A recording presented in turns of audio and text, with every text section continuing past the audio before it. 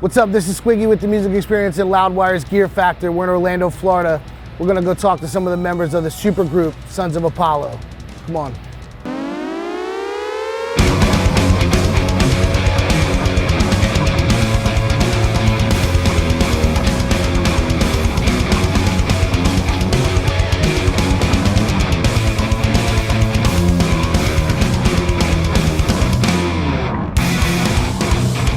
What's up? This is Squiggy with the music experience at Loudwire's Gear Factor. I'm hanging out with the one, the only, the almighty Mr. Mike Portnoy.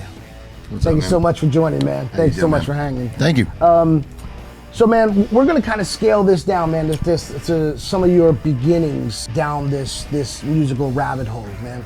What was the beat that you heard where you heard it and it transformed your life as a child and just really started you down the hole? Well, my first drum heroes were Keith Moon, John Bonham, Ringo Starr. I don't know, what was the first drum beat that I heard? I don't know, maybe all the Bonham stuff, because, you know, there's so many great Zeppelin tunes that begin with just drums, like When the Levee Breaks, Rock and Roll, The Rover. You know, there's so many legendary drum intros from Bonham, so it had to have been one of those. When the Levee Breaks is probably it. I mean, that's the fattest drum intro ever. I mean, every rapper has sampled that through the years. I mean, it even opens up the first Beastie Boys album. Of course, you know? So yeah, that's probably it. The first drum beat that I ever played, which is weird because I'm not the biggest Bad Company fan at all. You know, I'll listen to them casually. But I think one of the first drum intros I learned was "Can't Get Enough" by Bad Company. 1, 2, boom, 2, 2, Like I said, I'm not even a big Bad Company fan, but that was like the first drum beat I remember playing. Yeah. So you said the first beat that you learned was from Bad Company, right?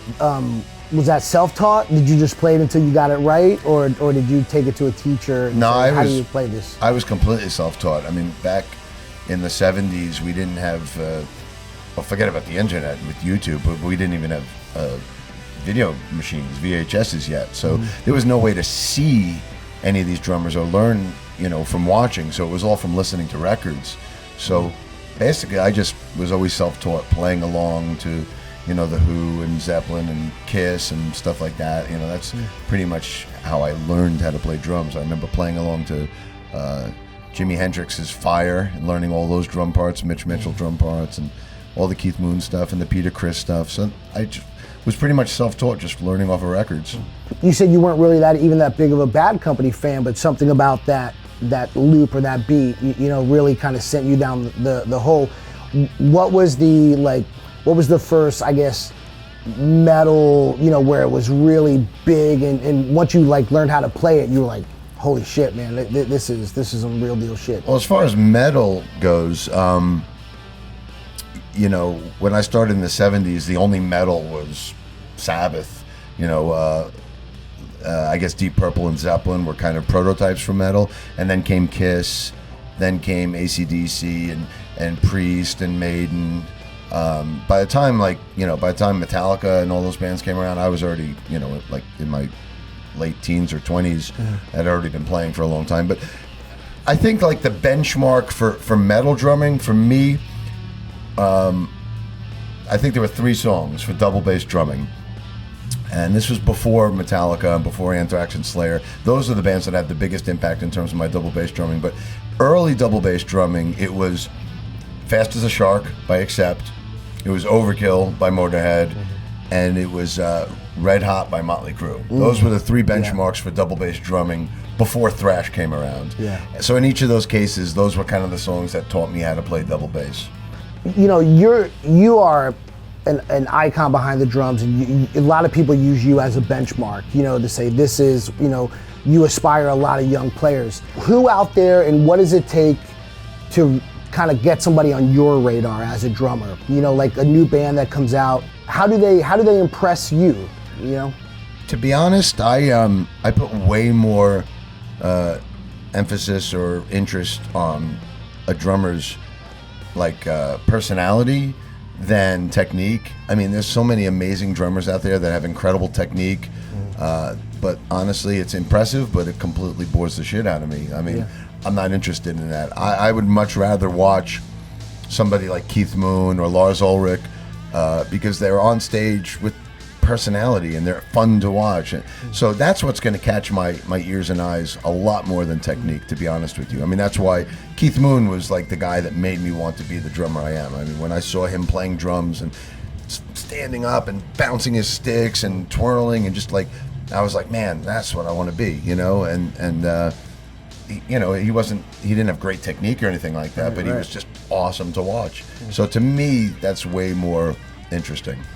I mean, there's a lot of really amazing kid drummers, young people drumming. We see them on YouTube all the time. How do you feel about the next generation of drummer that's coming up via YouTube?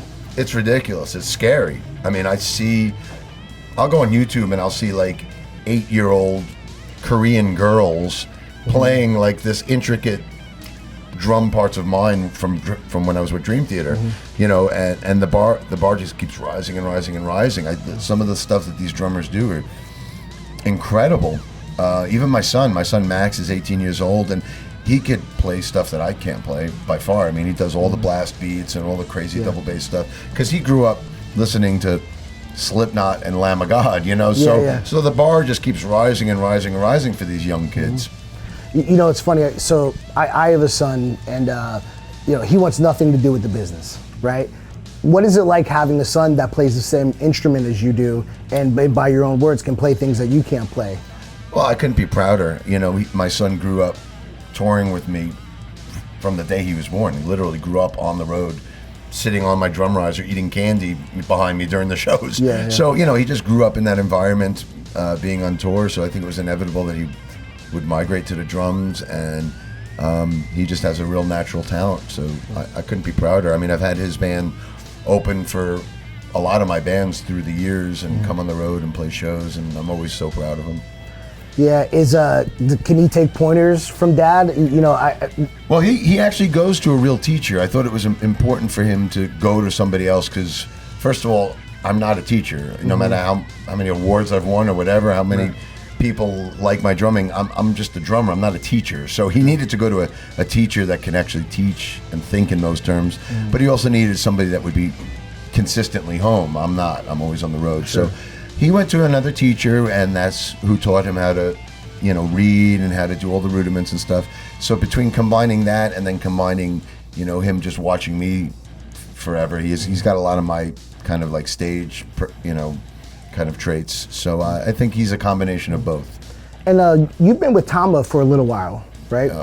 Maybe 30 years. Yeah. I mean, I've been with them for about 30 or some years, and they'll be with me forever. Yeah, I was just talking with some of the folks over there when they found out that I was coming down to talk to you, and those guys really sing your praises. And I think it's great to have, because I come from the instrument world, and it's really great when we have like an ambassador out there that can do things like, you know, play the biggest stages, but then also do like a Hello Kitty drum kit. You know, like that kind of stuff's great for the instrument industry as a whole, because not many people have the personality to do it, you know, and then, you know, can cross over into the cultural space. Well, for starters, I chose my instruments when I was a kid based on who my favorite drummers were playing. Like when I was a kid, all my favorite drummers played Tama. You know, Neil Peart and Bill Bruford and Simon Phillips, and they were all Tama drummers. So that's what I wanted to play. So I know how much that influences young drummers. So I know like what I'm playing or whatever, that's going to influence younger drummers. So it's an important thing. But I mean, that was me choosing my instrument companies when I was a kid. But nowadays, at this point in my career, it's not only about the gear, but it's about that relationship. I have great relationships with Tama and Sabian and the companies that I've been with for all these years, because, you know, they've been supportive of me for all these years, and they get me the gear that I need when I'm on the road, or if I need, you know, anything. They're just so supportive, and to me, that personal connection and relationship is just as important as the gear itself. I absolutely believe that, man. And you know, coming from the industry, you know, not every company's amazing, you know, especially when it comes to the things that go above and beyond the product.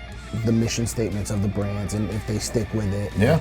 That's kind of what they had said about you, where they just, you know, you're family with them. So that's cool, man. It's cool to hear. That's why I have Tama and Sabian tattooed on me for life, because I'm as committed to them as they are to me. You know, it's important. It's wonderful, man. Yeah.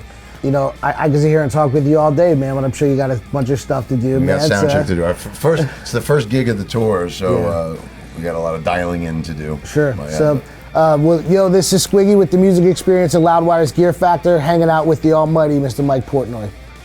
Thanks for watching.